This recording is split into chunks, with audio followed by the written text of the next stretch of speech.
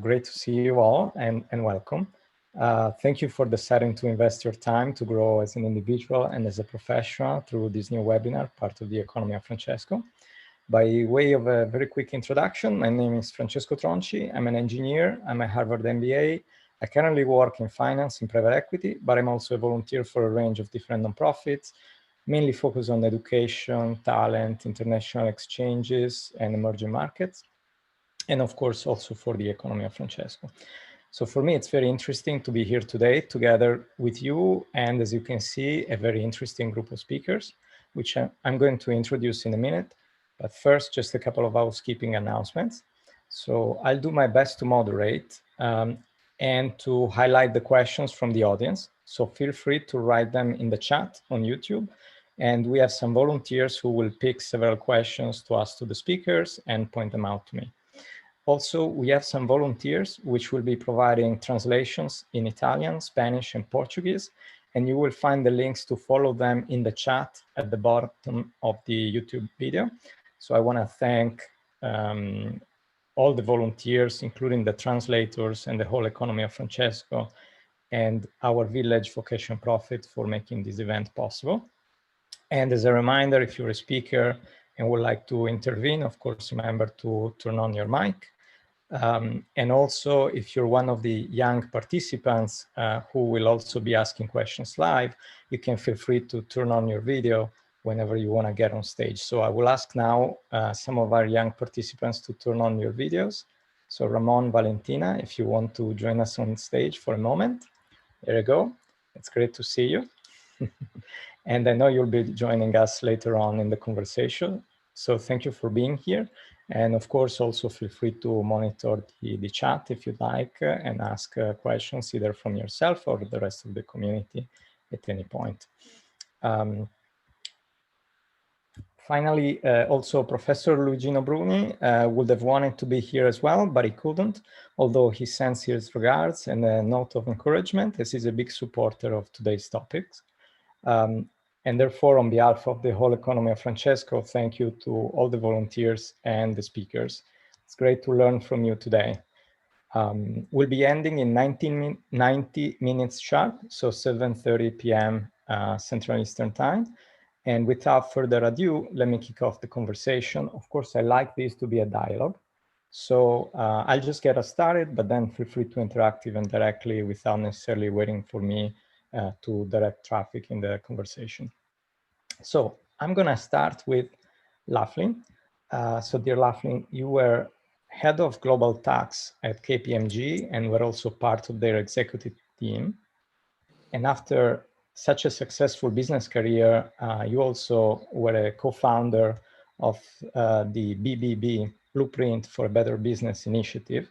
Can you tell us what it is? What's the framework and how does it work? Just give us a sense, please. Sure. Hi, Francesco, and hi, everyone else. Lovely to be here today. Actually, Francesco, it was my business career that led me to being the co-founder of Blueprint. And this may be a common story. What was apparent to me was that busy being a successful leader, leading a successful business, learning the technical skills of my trade, did not give enough time to reflect on some of the more fundamental aspects about business that didn't seem to be answered. And in my business, I was very fortunate. I led my business. I consulted with other businesses, my clients, and I dealt with governments and regulators around the world. So I was very fortunate hearing different points of view as to what was working and what wasn't working, but not really the why that they weren't working so well. And at the time, I was very fortunate because I was allowed to experiment and try different things as I was trying to lead the business. But two topics I never resolved until I retired. And the first was, what was really the role of business in society? Because it was clearly beyond profit. There was something else that hadn't been explained. And secondly, what motivates people to go beyond the ordinary, to create something new with excitement when their incentives actually pointed the other way. And that intrigued me. So that's what I wanted to try and resolve. But equally, once again, my fortune was I was allowed to have influence at a global level. And my career was really different in terms of I was allowed to make difference at scale. And yet I started not going to university, whereas most of my peers did. And yet I became the leader of a global business impacting at scale. And the lovely thing about that is it took away the fear of scale. I'm still fearful, but it doesn't overwhelm me. And I brought both of those to Blueprint to actually create something new. Blueprint is a charity that essentially shows a pathway to build good at scale by helping to answer the questions about the role of business in society and what motivates people to solve worthwhile problems together. And business can choose to be a force for good in society. A bit later on, Francesco, I'll talk a bit about the how. But the true why I will share with you is my ambition to help people address and solve the problems that people face in business quicker than the 35 years it took me to get there. Thank you. No, thank you. Thank you for this. It's incredible how much aligned this is with the broader Economy of Francesco mission. And so we're very fortunate to have you in our group. And also Sister Helen. I mean, you've been part of this from the very start, but coming from a very different perspective than Loughlin. You're currently the Vice Rector at the Pontifical University of St. Thomas in Rome, and have been involved in several other initiatives, including the Economy of Francesco.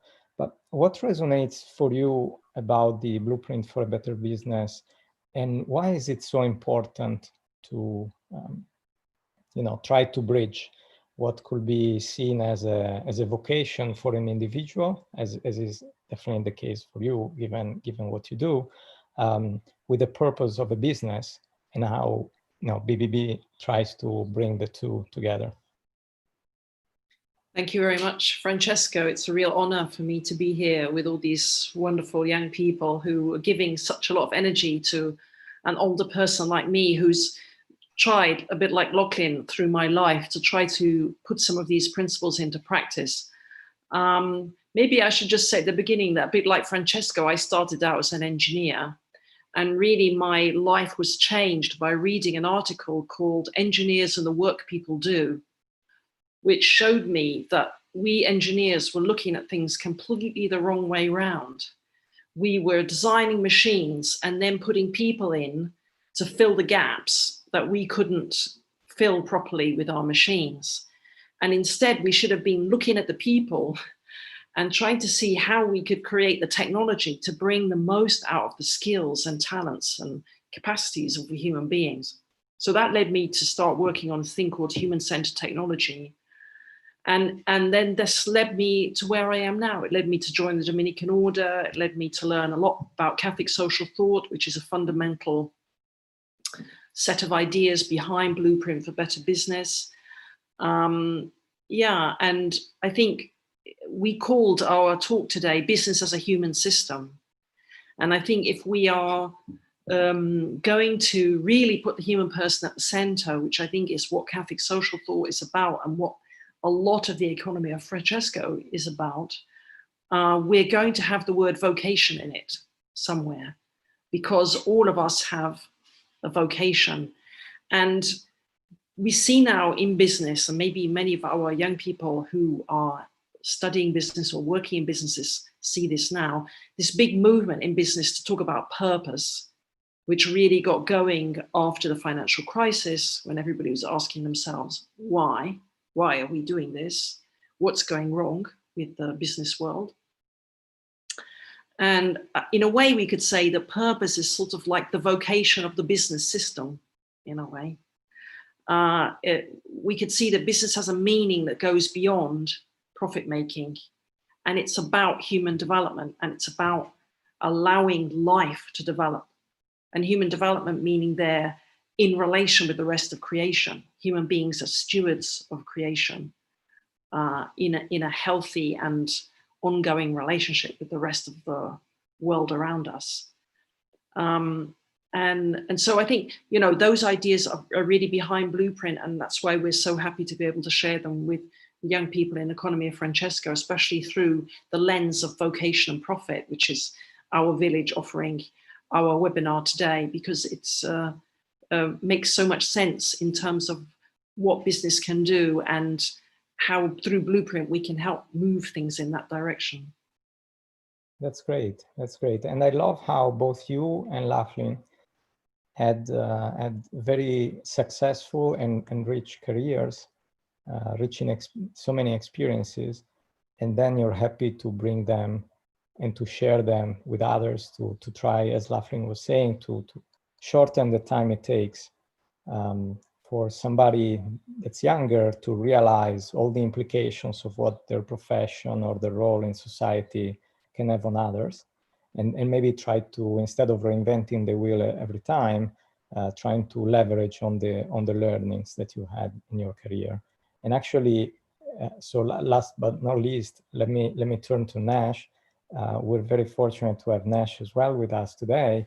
And so when we were talking, Nash, you're a former banker turned now entrepreneur and advisor to other entrepreneurs. So you're a founder and executive coach and consultant within your own business. After attending actually a 3-day workshop with Sister Helen and Loughlin and others regarding Blueprint for a Better Business. So it's very interesting for us to see, you know, what you took from the model and then how you, you know, you developed your own vision. And when we chatted in preparing for today, you told me that your clients in some very fast-growing tech firms find that their work can be more complete, and actually their businesses can be better if they increase their business's organizational health. That's the language you used, in order to develop a company not only as far as profit goes, but also along other axes, which then ultimately become important components of the success of that business. So how do you translate what you call organizational intelligence into organizational health? And could you explain to us what you mean and why it's important for businesses to realize that?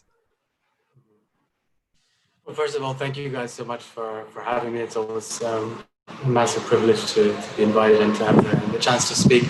I smile because you asked me in the beginning what I took away from the 3-day immersion that I did with Locklin and Helen and others from the Blueprint.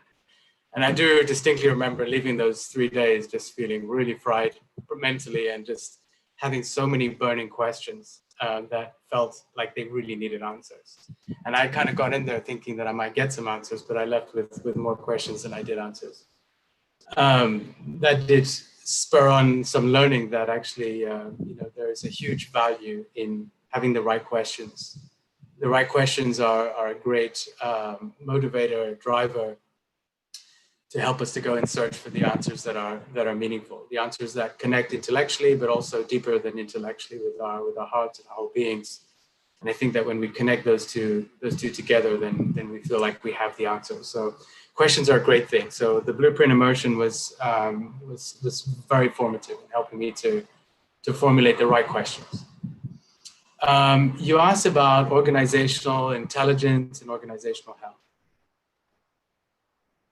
What I see and what I perceive at the moment is that there is an obsession with things that we can quantify in the realm of business. There's an obsession with particularly product development as far as tech companies are concerned, and investment readiness. I would say those are the two things that occupy most of the bandwidth of accelerator programs. They're mostly focused on how to improve your product and how do you scale using money, how do you scale using capital. And I would say that everything to do with product, to do with investment, to do with your strategy, your marketing, your sales, your technology, all of that is what I would consider to be business intelligence. And I would say that at most, business intelligence represents 50% of what it takes to build a successful organization. And the statistics kind of bear this out. If you look at Vern Harnish's book, Scaling Up, on one of the first few pages, there's a picture of a mouse, a gazelle, and an elephant. And the gazelle is supposed to represent the company that's scaling up, it's bounding forward, and then a lot of gazelles then turn into elephants because they plod along and they basically make the same mistakes and they end up failing. And a lot of mice don't end up becoming gazelles. In fact, the statistic in the book says something like, 97% of mice don't become gazelles. And it seems as an ecosystem of companies that we're almost satisfied with that statistic, that the vast majority, 97% according to this research, don't go on to succeed. And I think that this is an indication that we are focused, I wouldn't say in the wrong place, but our focus is not sufficient. It's too limited to the intelligence side of the business. All of the things that I described: product, technology, strategy, marketing, sales, etc. And these are the tangible, the quantifiable sides of the business. And because we have a bias for the quantifiable, I think we tend to overlook that which is less easy to quantify, but can be quantified nonetheless. And when I talk about organizational intelligence, I simply mean, how do you bring all of the intelligence of a business and bring it to bear in the real marketplace? It constitutes everything from our identity as a company. What is our purpose as an organization?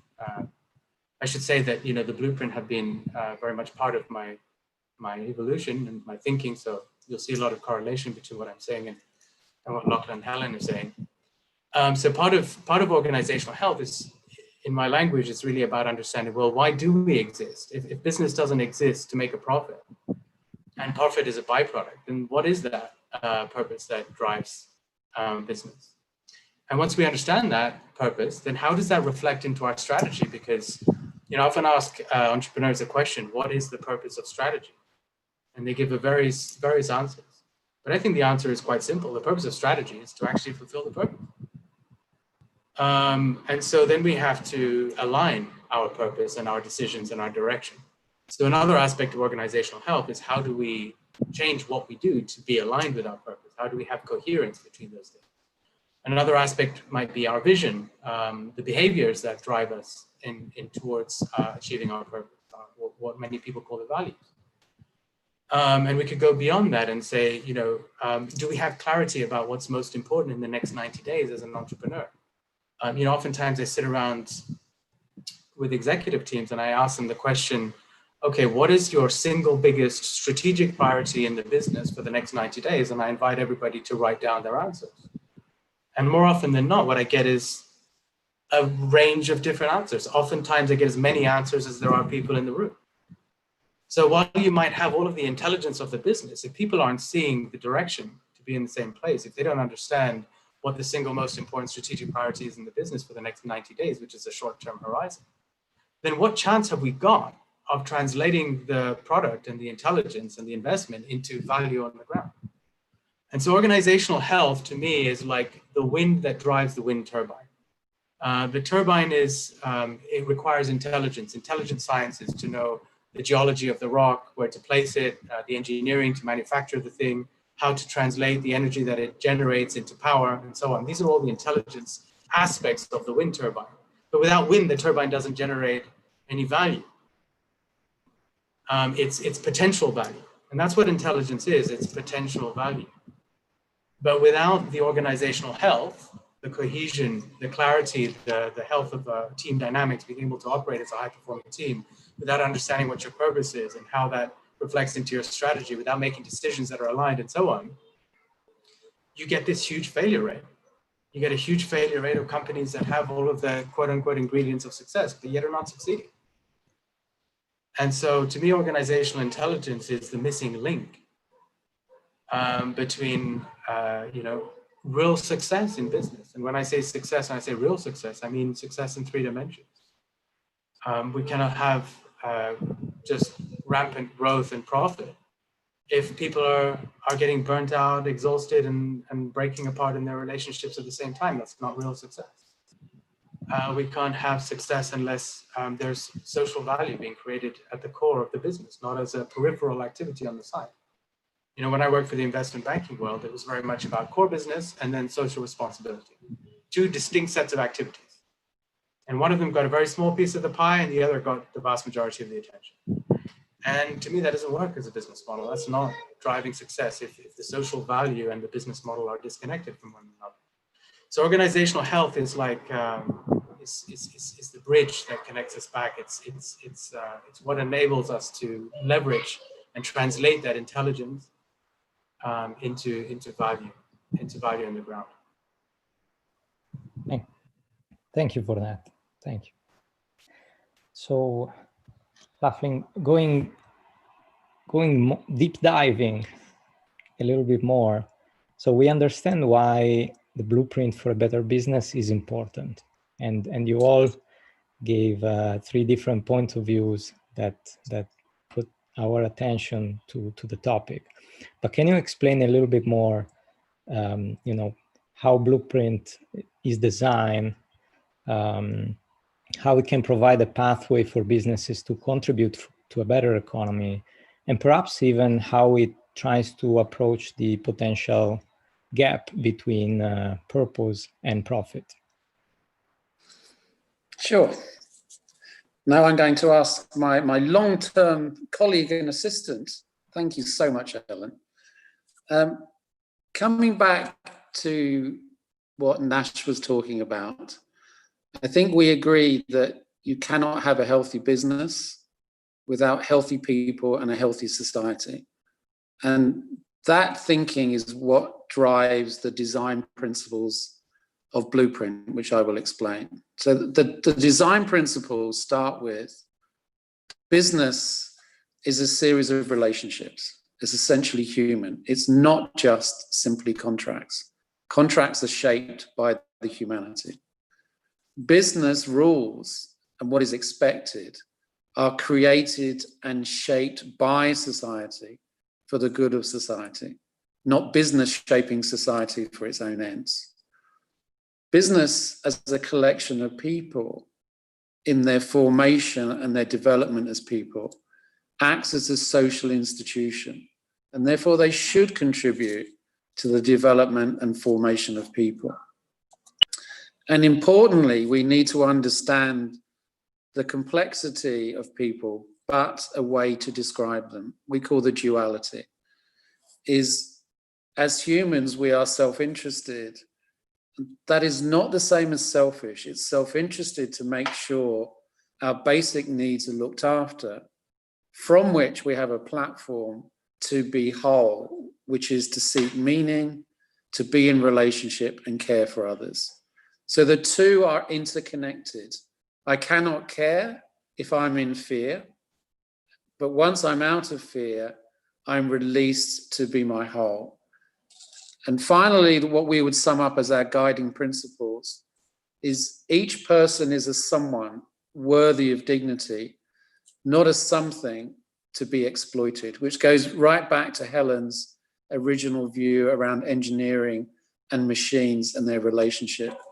And finally, picking up on Nash's point, true value is delivered by serving society, and serving society delivers true value. So those are our design principles. And let me go on to something you talked about, Francesco, the relationship between vocation and profit. Is there a tension there? Does one corrupt the other? And we would say no.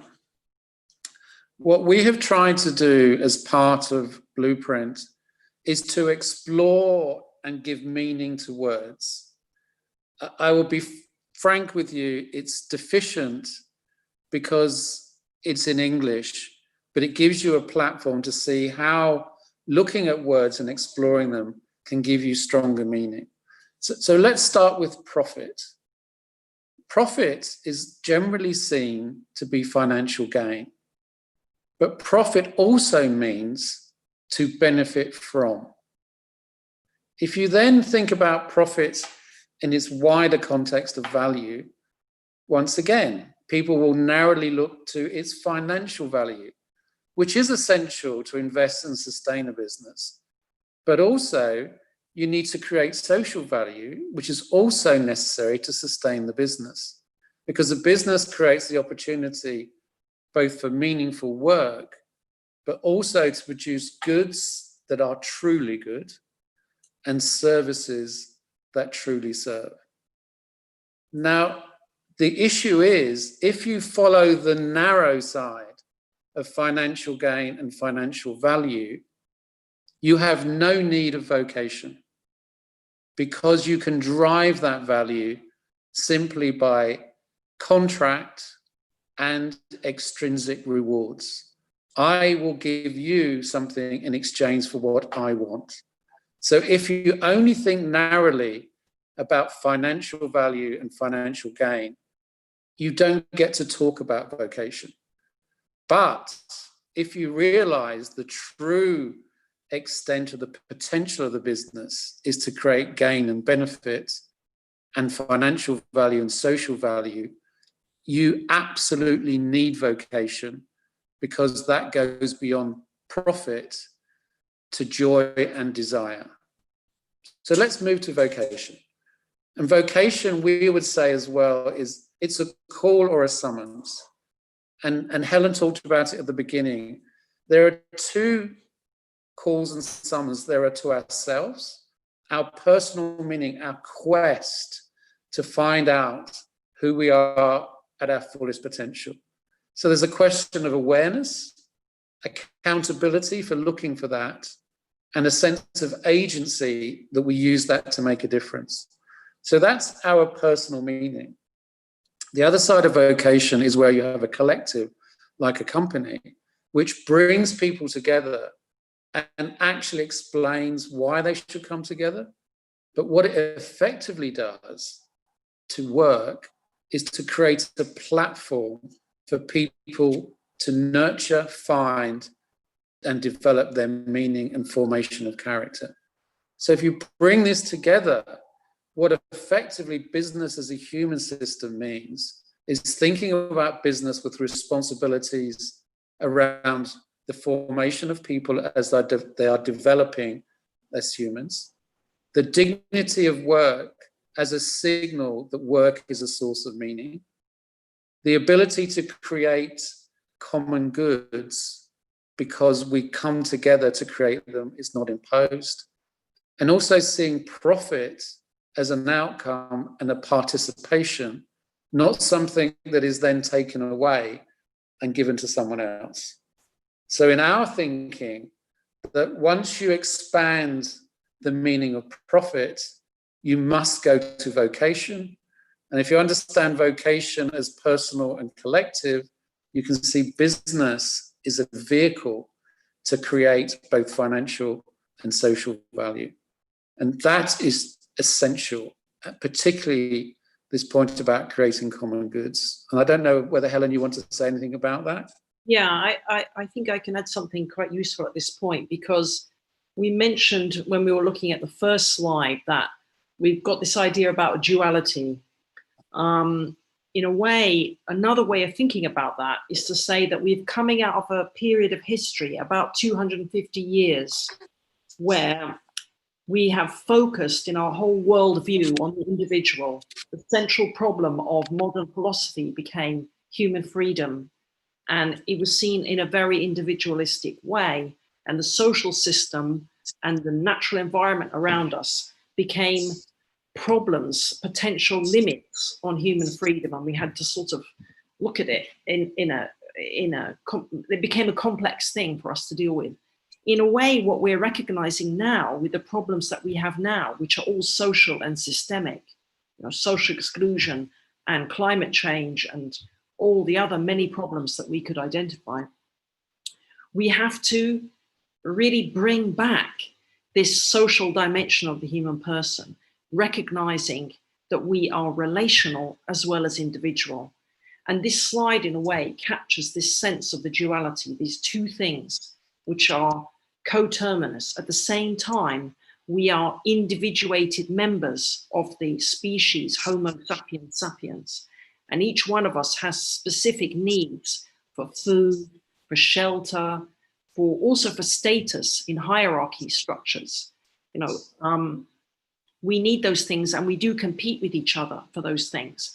And we need economics to help us get those things. You know, why do we have so much suffering in the world today? Why do we have so much migration, for instance?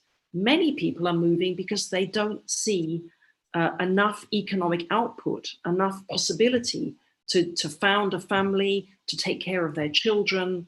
You know, most migration is economically pushed these days as well, with conflict and even worse things, but much of it is economic.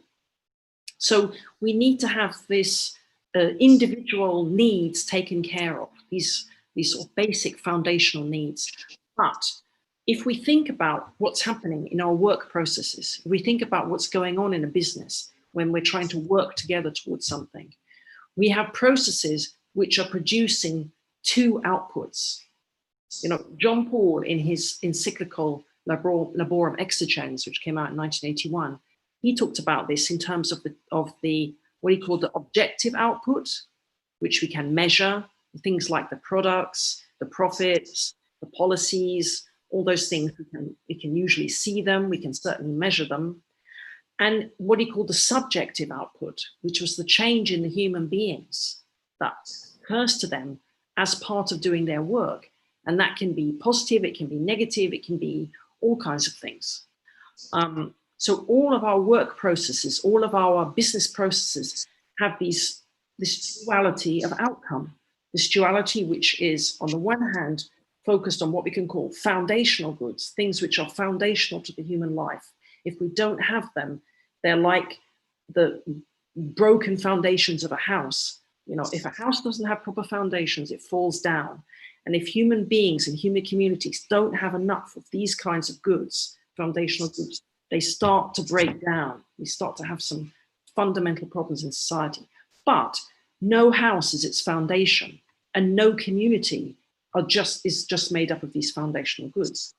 The foundations are there for something else. And that's the other side of this duality. That's the vocation, that's the purpose, that's the higher goods, what we could call the excellent goods, the human development that comes about because of what we do in business and because of the kind of contribution that business makes to society, the products that are offered that can then help other people do other things, you know. So we could see this duality there in terms of sort of foundational goods and excellent goods, which businesses are producing.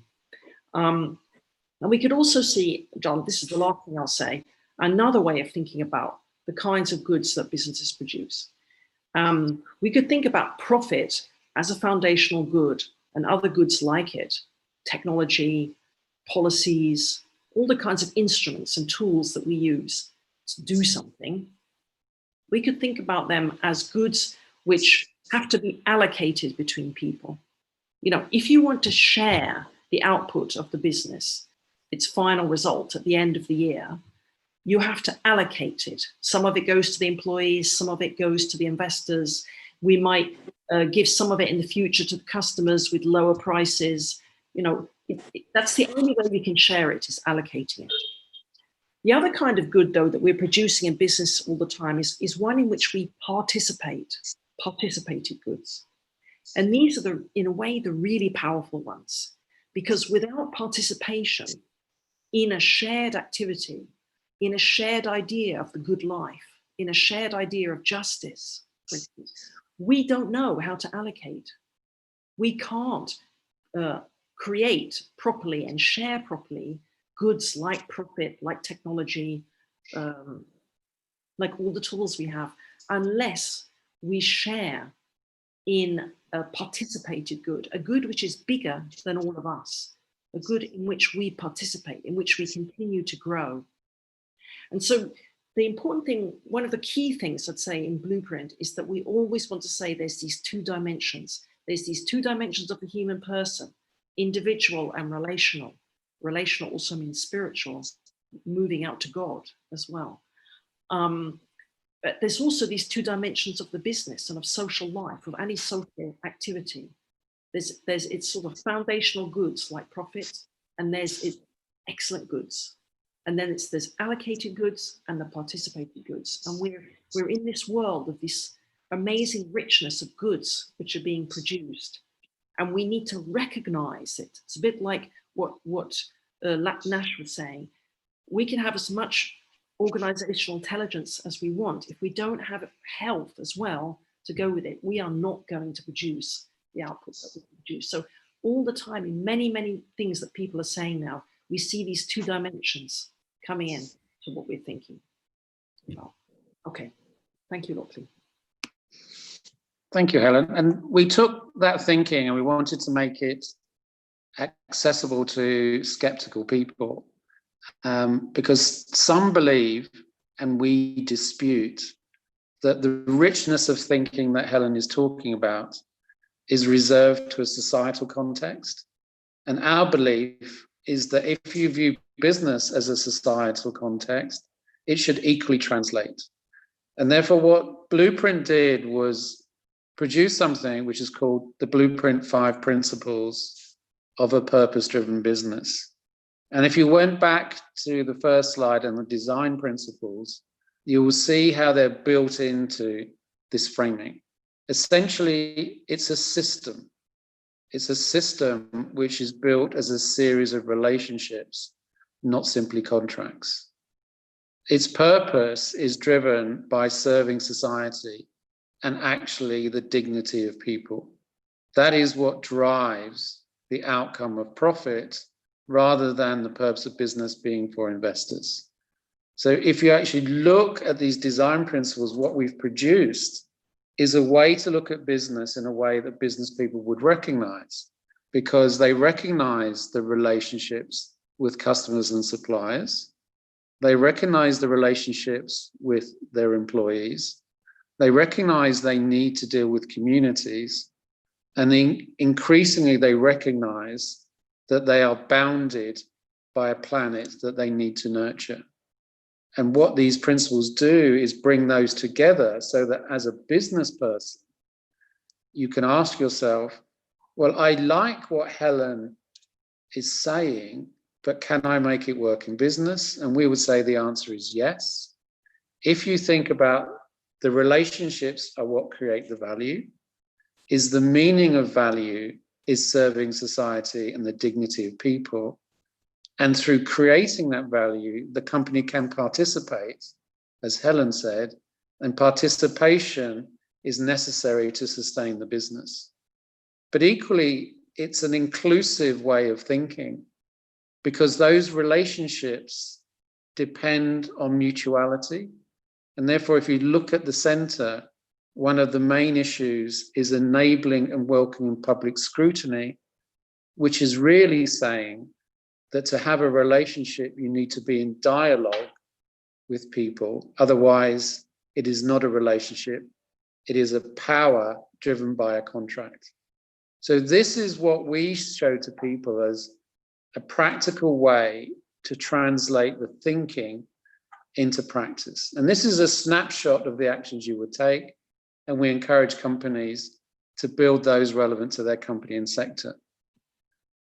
But the interesting thing and the encouraging thing is once people have understood the principles, they say to themselves, can you please tell me again, what are the sources behind this so that I'm anchored in something that I can believe in, and that reinforces my belief. So the first piece of work that Helen and I and others embarked upon was to build another systems framework to show how all the richness of what Helen is talking about could come together, the richness of the wisdom traditions, philosophy and faith, married to the emergent social sciences that were observing the human person, to see whether there was actually an overlap, so that whether you take a scientific mindset, a spiritual mindset, or a common sense mindset, you can arrive at the same place. So what I'd like to do, if I may, is ask Helen to explore with us how that richness of thinking and mindset has been laid out as yet another pathway to get to this place.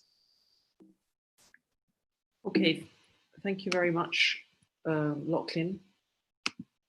Just trying to change the slide, which is not working. Wait a minute. Oh, yeah. Oh. Yeah. There we go. Yeah.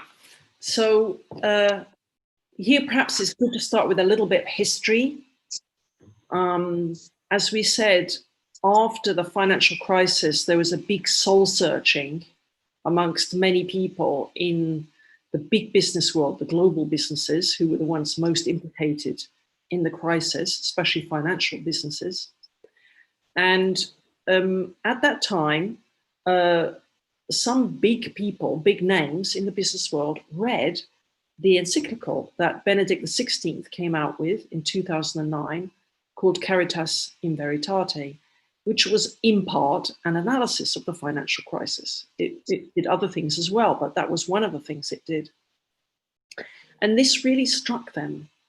And some of them said, you know, this is the most profound analysis we've come across. And they wanted to benefit from the depth of this thinking. And so they pushed,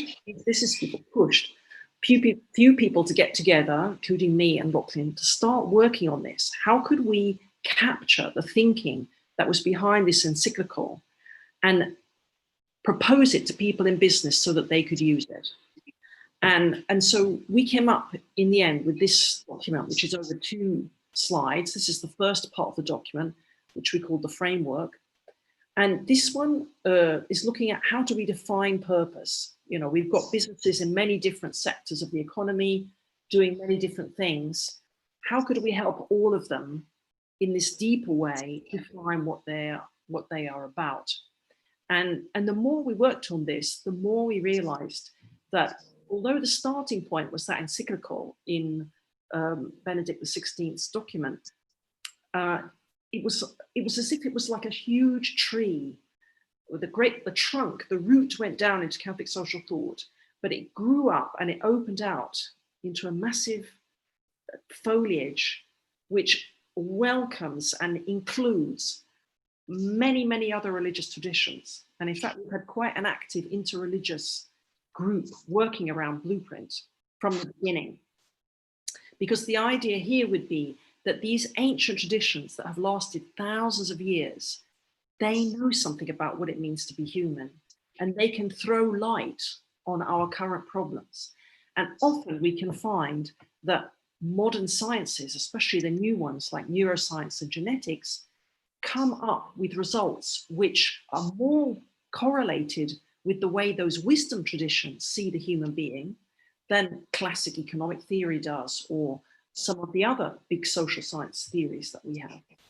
So the two of these sources, the wisdom traditions with the new sciences, represent thinking, as Lockley was saying, behind this framework.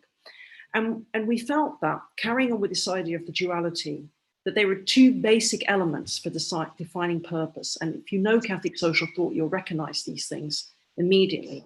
One of them is focusing on each human person as a someone, as something valuable, not just as a thing to be either used as an employee or used as a source of income as a customer, or not just a thing, but a someone, a person who has dignity. In fact, the idea of dignity comes out of the religious traditions. You can't actually arrive at the idea of dignity from a scientific approach. You know, you could never look down a microscope or do an experiment that could show dignity. Dignity is something that has been given to us from a wisdom tradition and has now developed an idea of its life of its own beyond the wisdom tradition from which it came, which was Christianity, and can be recognized by all of us as important. So dignity is something about the value of each person. You know, ancient cultures never thought that everybody had dignity. All ancient cultures thought some people were more valuable than others. slavery was very, very common. In fact, slavery has been a constant battle in human history, where you treat someone as a thing. And some of you come from parts of the world where we're not much beyond that, you know, where people are still very much treated as things, often in business as well. So the idea of dignity is a foundational point in the whole blueprint approach. And the businesses who really want to move forward in terms of developing a new way of thinking about economics always resonate very much with this. Another thing that it connects with is that people are developing. We are not just some kind of fixed set of preferences, self-interested preferences, as the classic economic thinking would tell us, but we're always in development. And so we need to design business systems which allow for human development, allow for us to develop as each one of us, and also in terms of our relationships. And then the second crucial part of that, building on that, is that we are part of a common good. As businesses, we participate in a common good, this important word that we mentioned before. And what we do, what we produce, needs to serve that common good. So this idea of business as a service serving something bigger than we are, which then also gives us a financial return. So if we think about those things when we're defining purpose, then we're in this sort of world of business as a human system. Business is something which is promoting human life and human flourishing.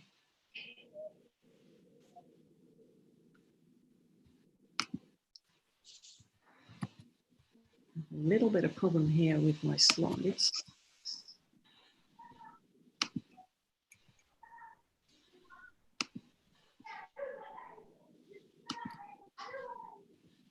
Okay, so this is the second half of the framework, which is expanding a bit on those two basic principles. And again, if you know Catholic social thought, you'll recognize some of the words on this slide. The first principle, solidarity. Second one, subsidiarity. Then we have two ones which have become much more important in later Catholic social thought, reciprocity and plurality. And then sustainability, one that I think was recognizable to everybody today. And the idea is that we try to use these principles in our everyday working life. You can see the title of this part of the framework is Behaviors Needed to Build Character and Achieve Purpose. We start to live, we start to put flesh on this purpose and live it. And the people who are part of living it are also developing as they try to do it. So I'll just say a few quick words about that. Solidarity. In the text, which you can read afterwards, we try to focus on decision-making and the idea that our decisions should be about bringing in the broadest set of perspectives as we can, especially trying to include excluded groups. I think Nash will say some more about this when we get to him. He's really realized this is a crucial part of his purpose in his own journey and his own reflection on what he's doing.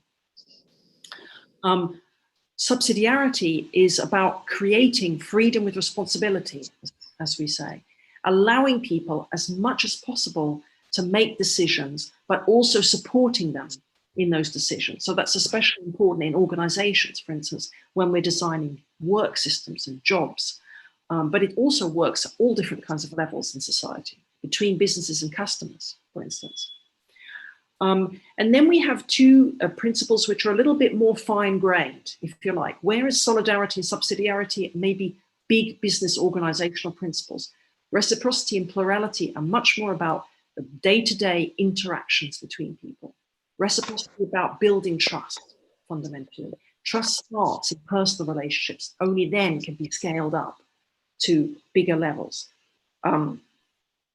And especially important, reciprocity and trust, where we have asymmetry, you know, and if we think about some of the countries you're from, perhaps Ramon and Valentina will bring this up, we often have a lot of asymmetry between the power of businesses and the power of their employees or their customers. And if we're going to build trust, we have to do it person by person in relationship between those different groups in society. Plurality is a word you don't hear so much today, we hear diversity usually. The idea of plurality is that it's diversity in relationship. Diversity can often be a very individualistic thing. You are who you are, I am who I am, I let you be what you are, and you let me be what I am. Whereas plurality is much more about bringing into relationship these things, knowing who you are and not changing who you are just because someone is different from you, but bringing that difference into a relationship, a dialogue with each other, and growing and learning and bringing about innovation through that. Sustainability is a principle that we all know very well. And since I think it's a good idea if we move on, I will stop there, I think, and hand back to Locklin. Thank you, Helen. I think what is joins Helen and I is our desire that we wanted to accelerate people beyond all of our decades of learning. And I'd like to invite Nash, who we see as the next super accelerator, to talk about how he sees he's built on our decades of learning and is super accelerating them. So Nash. Thank you, Loughlin and Helen. I'm sure you guys have heard this expression, standing on the shoulders of giants. And that's where I feel I am. I feel that there has been tremendous thought and study and investigation into what are the principles, as Loughlin talked about, the design principles, this behavioral framework, all of this stuff is already there. And Helen has cited books, and I know that there's so much that's gone behind. So it's not that the Blueprint has created this, it's that they have somehow brought this together. And I felt that my work was to bring together the thinking that I perceived through the Blueprint, and to then be able to translate that to the entrepreneurs that I get to work with. My background was in investment banking. I spent 10 years there, and I would best summarize how I felt about that by saying to you that after the initial period of the kind of illusion of success that came about by wearing a flash suit and walking around a Canary Wharf and feeling like I had somehow made it, after that kind of illusion wore off after a year or so, I started to increasingly feel that I was part of a problem and not part of a solution. And that sense that I was part of a problem kept on eating away at me, and it ate away at me for the whole 10 years that I spent there, until eventually I decided that I needed to, that I wasn't actually trapped by the system, that I was creating this sensation, and that I had this opportunity to leave and to start something new. And that was back in 2012 when I left the investment banking world. And I would say that when I left, I really didn't have a clear sense of what I wanted to do, but I did have a sense of what I didn't want to do. And that was enough. That was enough to say no to something and yes to the possibility. But obviously I was fortunate and had worked hard and long to be able to create myself a financial buffer in order to then be able to take stock of what it is that I really wanted to do and figure out how I would make that happen. And the Blueprint and others have been instrumental in helping to shape my thinking. And today what I do is I work with the CEOs and exec teams of fast growth companies, mostly in the tech sector, and I help them to develop as purpose-led and performance-driven companies.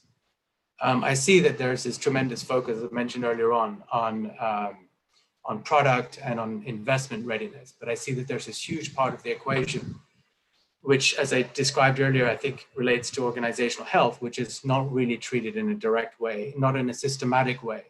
I think people dip in and out of it. I see a lot of people talking, oh, we have a people team, or we have an HR department or whatever.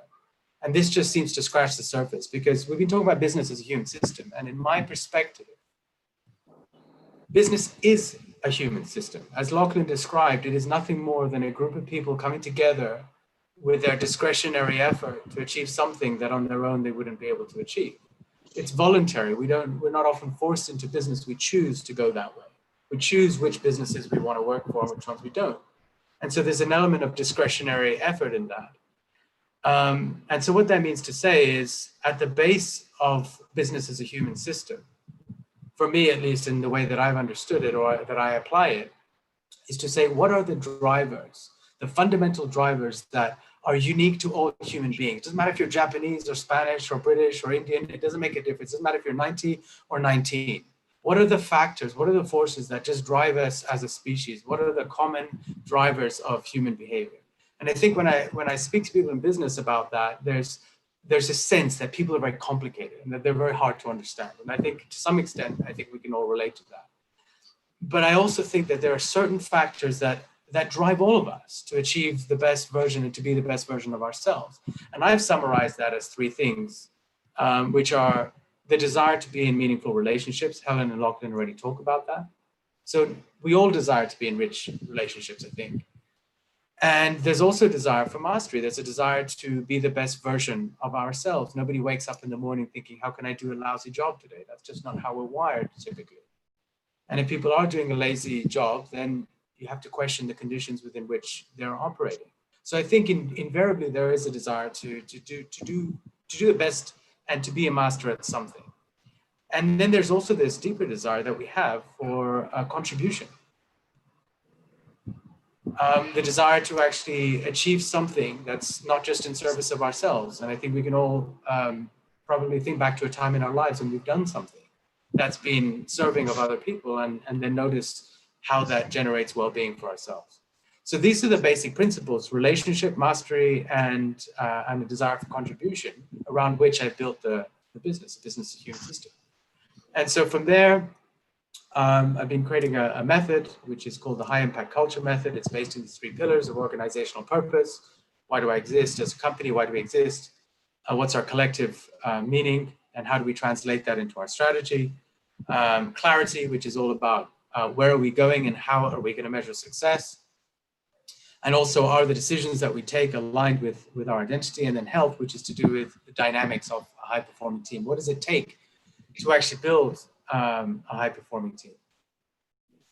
And so in this, whoever did the slide change, that was perfect timing. In this evolution, I'm realizing that my purpose in business is to accelerate business for human well-being, giving opportunity for everybody, the underprivileged and the excluded, to be able to contribute to humanity's greatest challenges. And so I see that there's two parts to this purpose. I see on one hand that I have a desire to help entrepreneurs to accelerate as business as a force for good, to accelerate purpose-led and performance-driven businesses based on the ideas of business as a human system, and using the methodology, the high impact culture, purpose, clarity, and health as the framework to be able to do that. And then going beyond that, in my personal experience, being a person of color and having grown up, I grew up in Switzerland, in Geneva, in a very idyllic part of the world. I spent the first 16 years of my life there. And then when I was 16, we moved to a ghettoized neighborhood in the south of London. It was an absolute, complete U-turn in the direction of my life. And I came into that scenario with certain prejudices about people and people from different socioeconomic backgrounds to the one that I was from. And in the end, while that was a really challenging and trying time, what I realized is that I connected on a human level with people with whom I would never otherwise have connected. And then there was something about human reciprocity and human connection that went way beyond class and race and all of the other things that divide us. And I found comfort in the people's homes, people who I never thought I would otherwise have connected with. And that had a profound impact on me. And so part of the vision and part of the purpose is, yes, I would like to inspire 1 million startups and scale-ups to operate as purpose-led and performance-driven companies. But I only see that as part of the vision. The other part is to dial in the underprivileged and the excluded, particularly youths of color, who are often structurally excluded from privilege, and provide them with a vehicle of entrepreneurship as a vehicle to be able to climb out of negative social and economic disparity and negative cycles, and also to tap into that desire that each person has once their survival needs are taken care of, to be able to contribute to something greater than themselves. It was once described to me that, in the animal kingdom, if the animal has an empty stomach, he has one problem.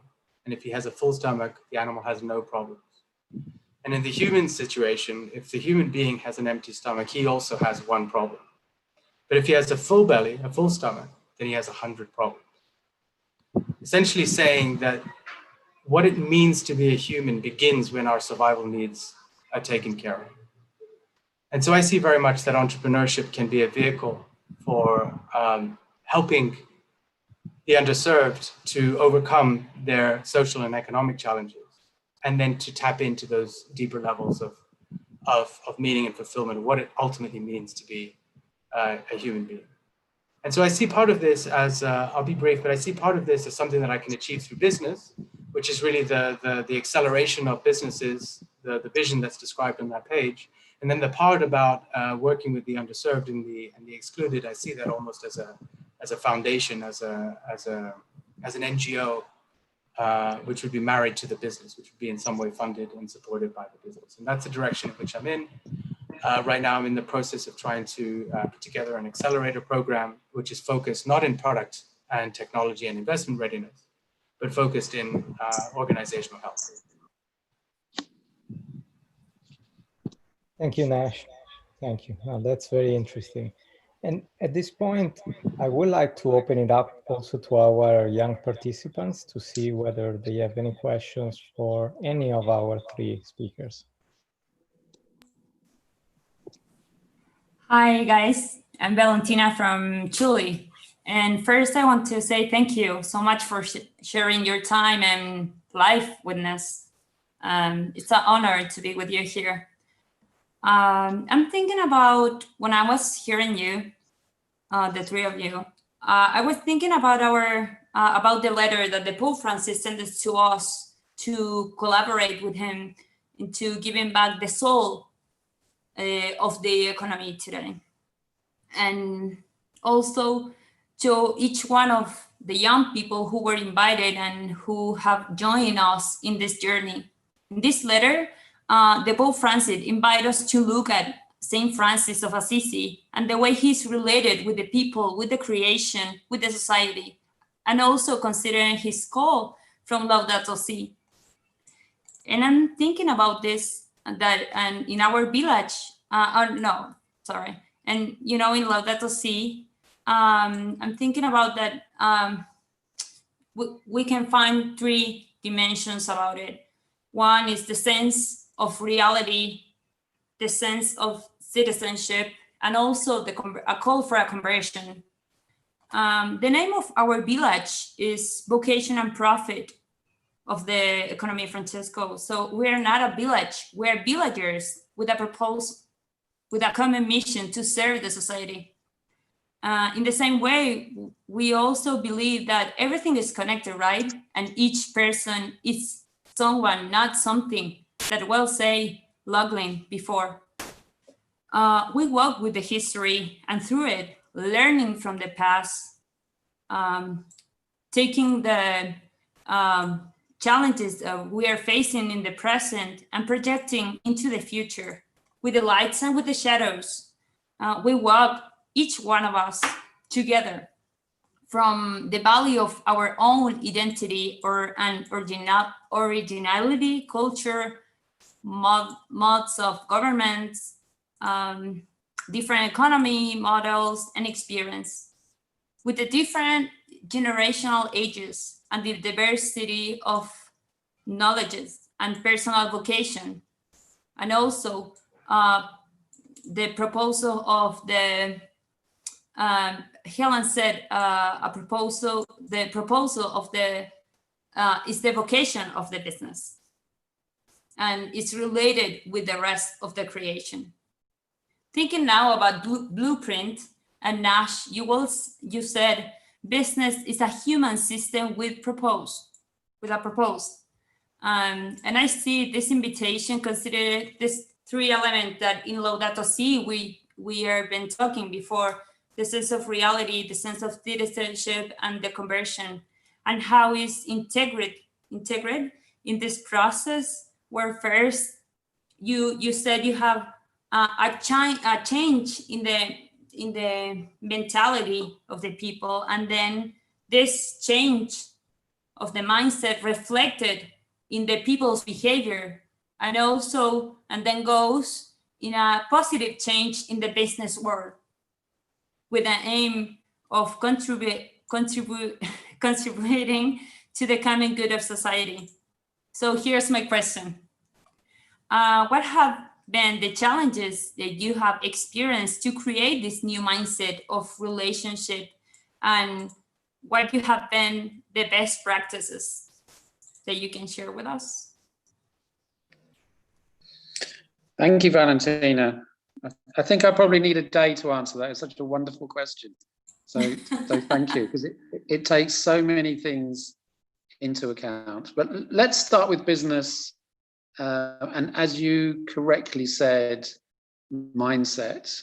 The point about mindset in business, and I'm going to extend it beyond business because I think that's important, is we have basically two groups of people in any system that has been formalized and has tradition and is conditioned, which business is.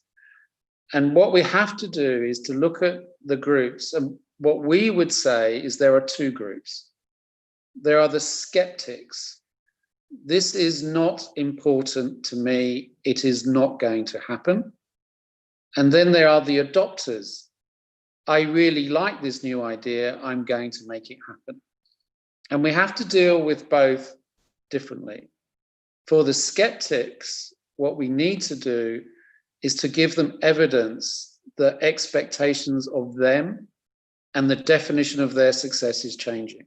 So in a business context, we might talk to them through the commentary that's now coming from business, from investors, from society, from governments, to say there is a trend, and eventually this trend will land on your desk.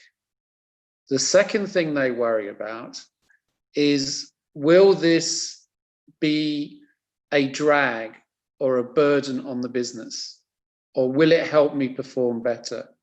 So we have to deal with that by showing that having a better society and human well-being actually makes for a better business.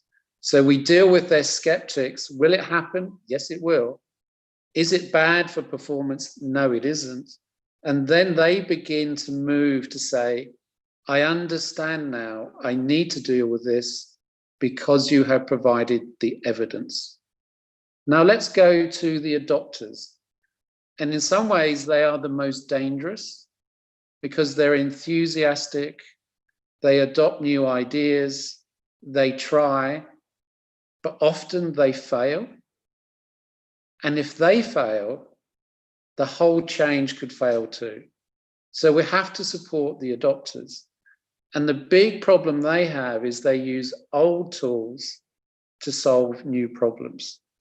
So what we try to do with the adopters is to make them think again, is if you believe business is a series of relationships, if you believe the dignity of people inside the organization and outside the organization is paramount to value, would you really continue with the practices that you're doing? Would you really roll out a new way of thinking by having town halls, messages, and here is the answer? Or would you engage with smaller groups? Would you just transmit information, or would you create a community? So for the skeptics, we bring evidence. For the adopters, we bring evidence and new practices. But what we have to realize is business is part of an ecosystem. Business cannot change the world can change business. And in order to get businesses to change, we need to start to change the communities around them, the communities of society who ask questions of why can't you do this, the community of regulators this is what we think is best practice. The community of investors who start to say, here's what I demand. So this is not all about doing everything through business. It's seeing business that is influenced by changes in society. You cannot really have a systemic good business community in a country that does not have good democratic and business practices. And you cannot get change unless the community feels they are involved, they are asked, and they are part of the influence. So business and community need to change in harmony. It's not one or the other.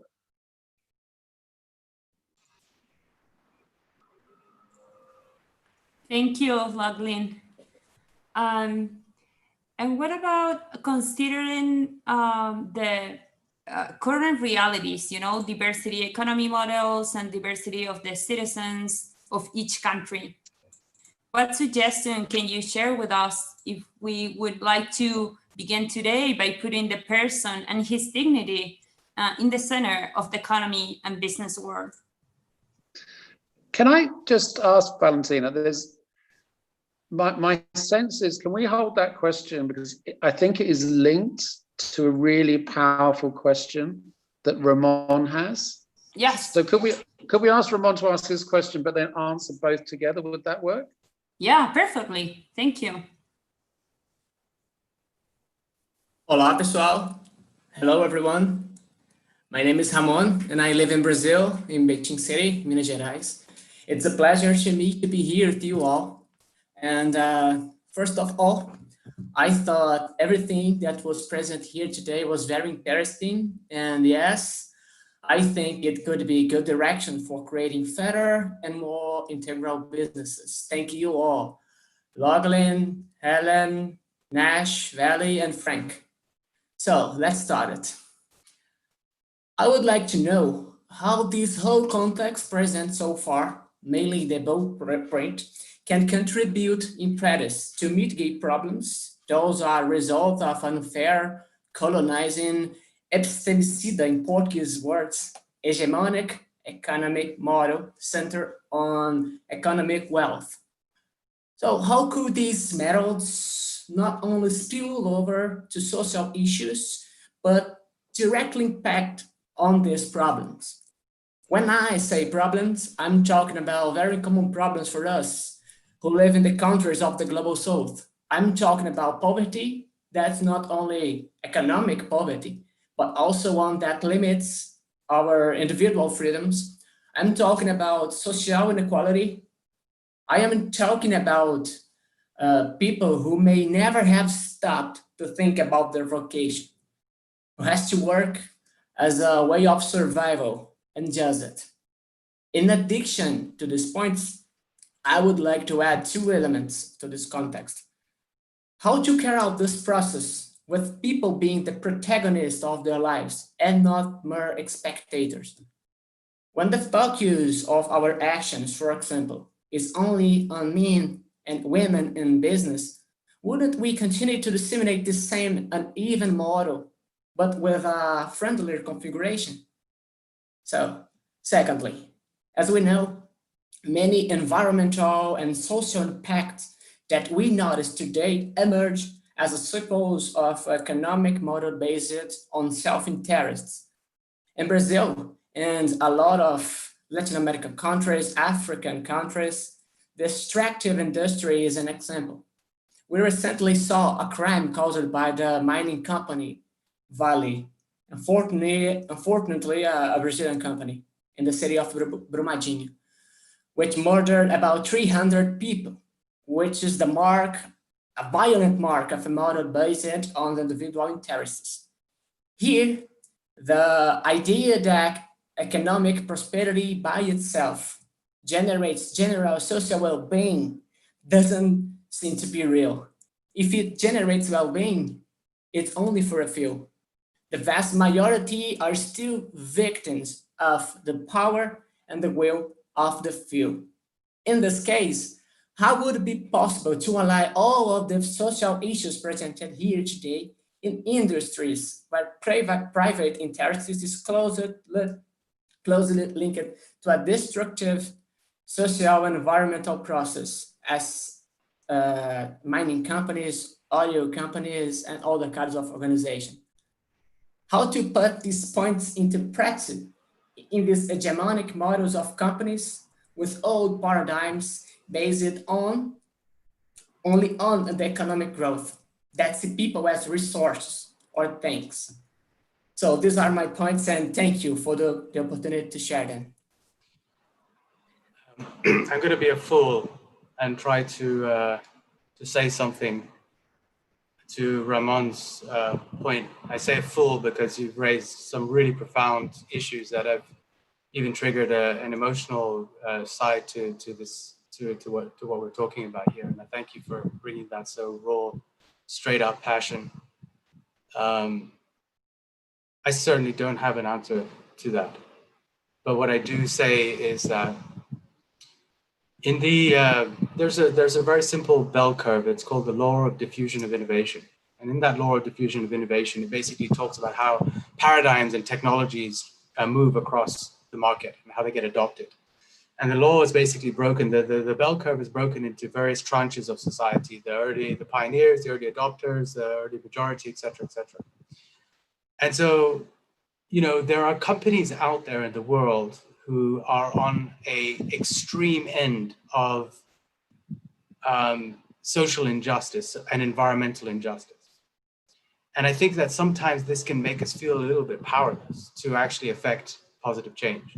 The law of diffusion of innovation says that we don't actually have to attract the late majority, that we just have to get to a certain tipping point, which I believe is somewhere around 15 or 18% of adoption in society of ideas, of technology, before it becomes mass market. I mean, if you think about it, not that long ago, it was common to smoke on the plane or on a train platform. And nowadays it would be considered ludicrous to do such a thing.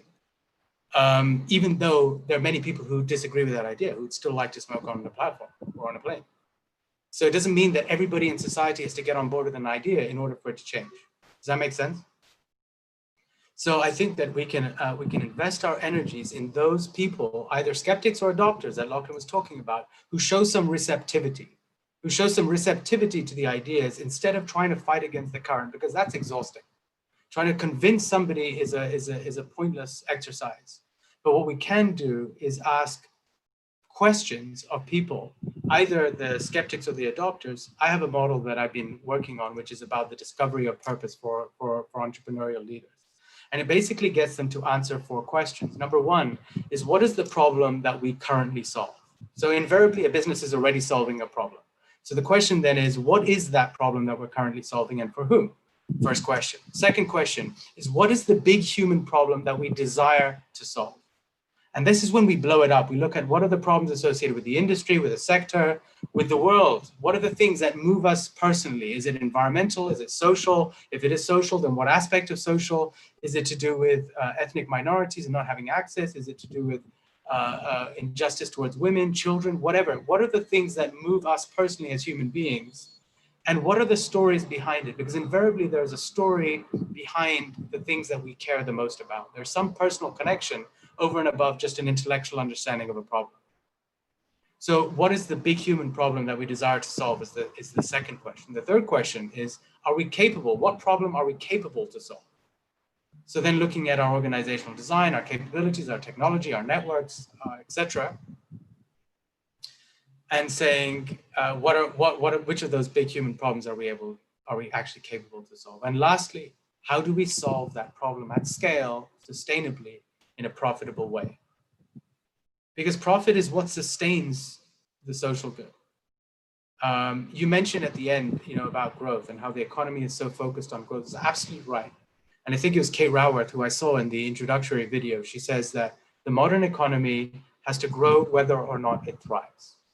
And the economy that we need is an economy that thrives whether or not it grows. And that's the macrocosm of the economic picture. But what we need to do is apply that same logic to our business. If we're thriving as human beings, if we're joyful as human beings, that means we're bringing the best of ourselves, and then we're more likely to be able to scale the common good. So I think it's a really, really hard question to answer, but that's my 2 pennies on it. Thank you, Ramon. Well, thank you for that. And I think we're all extremely passionate about this topic, and I think that this conversation could take days. Now I understand why you did a 3-day workshop with Helen and Loughlin, because it's impossible to cover it all in just an hour and a half. And I see there are also some questions that have arrived through different channels.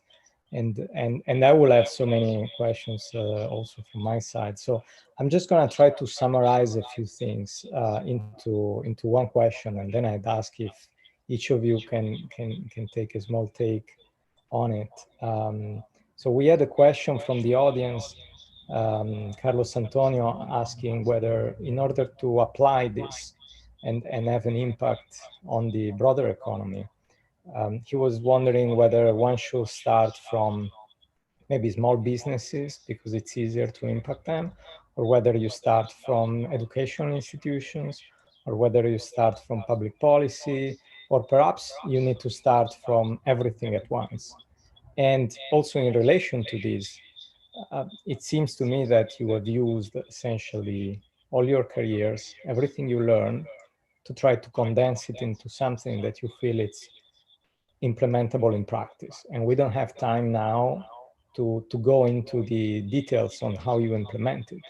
But let's say if you have a suggestion or a vision for next steps for our attendees, how would you advise them to deep dive or to understand how to implement this in their own countries?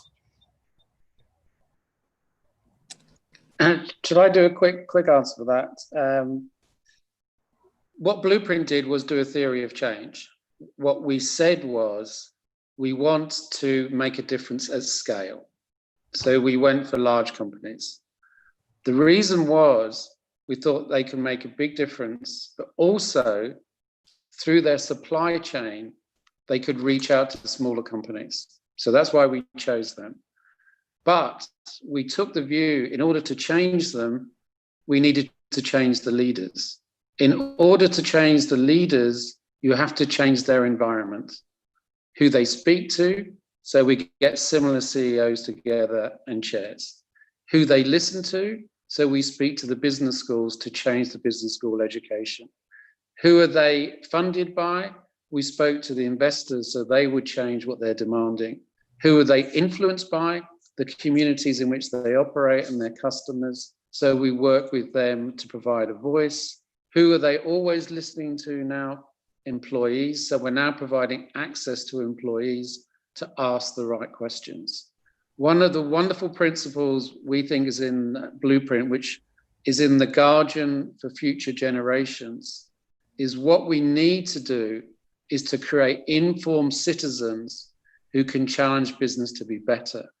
And going back to Ramon's question and Valentina's, that requires society to change and demand rather than wait for business, because sometimes business is captured or has captured the political process. And therefore we need to start something new. It's why the B Corp was started as an alternative system, not to overthrow, but to show an alternative. So I would urge everyone to understand we need to change the whole conversation, and therefore think about where you can start to be part of that conversation and join up with others who will also change the conversation, so that the final expectation is the same from all voices. Thank you. And I fully agree with you that sometimes those topics can actually spark divisions, because some people say, oh, this business or this sector or everybody working in this field is bad because they're not having a good impact. And actually, maybe that's not the case. That there are actually so many people there trying to have a positive impact, but also trying to do what their job requires them to do. And so finding ways to cooperate with existing businesses and with existing institutions in order to find a way to make the system work for the greater good, but without trying to overthrow whatever already exists. can be a great way to, focus on future growth and future impact without creating, divisions and controversy, but actually trying to bring on board allies. I wanted to ask just one very final note, and then I have just one very short announcement regarding the future webinars. But Sister Helen, business is a human system is part of the title today. So I just wanted to ask you if you have any closing remarks on this topic and why the human is also so important within this topic. Well, I think that this is our key starting point, and it has to be for the economy of Francesco, and it is for Blueprint. And we heard Loughlin talking about it before. You hear someone dressed like me, coming from a wisdom tradition, like the Christian tradition. We need to have a lot of different voices, because if we're going to build a human system in business, we need all those different human voices helping us to make that system really human, because humanity is so diverse, and Valentina was talking about that. There's so much richness and depth in human experience. We need a sort of skeleton of basic ideas, which is what Blueprint is trying to put together. But then all of our experiences are so diverse that we need to have a way to share that richness in this good sense, while we don't forget this terrible misuse of the power of business that Raymond reminded us about. And we definitely want to keep that in mind and be trying to contrast that too. Yes. And I think this is also, you summarize very well the broader economy of Francesco goal of trying to bring together people, both change makers, economists, and entrepreneurs from all around the world, trying to understand what can we do together in order to shine a light on these topics and find ways to have a positive impact. And speaking of this, actually, I just wanted to mention that there will be some future EOF on live seminars. The next one is on July 17th at 4 p.m. Central European Time. There will be a conversation with JC Cardenas and Arcaruso on peace economics, so good practices, issues, and challenges. And then also the School of Civic Happiness is happy to announce the webinar with the title Global Happiness. Sorry, I'm just reading because they gave me these notes from the central organization. So Global Happiness, hosting Dr. Vandana Shiva on Monday, July 13th at 3:30 p.m. Central European Time. And all those events will be streamed on the YouTube channel of the Economy of Francesco. And with all of that said, I wanted to thank again each and every one of you, and also all the volunteers that we didn't get to see today on stage, but there are many. There are those translating, those helping us manage the Zoom channel and the questions, and all the other volunteers of the Economy of Francesco. So thank you all. Thank you, Loughlin, Nash, Helen, Valentina, Ramon, and thank to all of our attendees. We look forward to see you soon. And in the meantime, have a great weekend. Thank you again. Goodbye.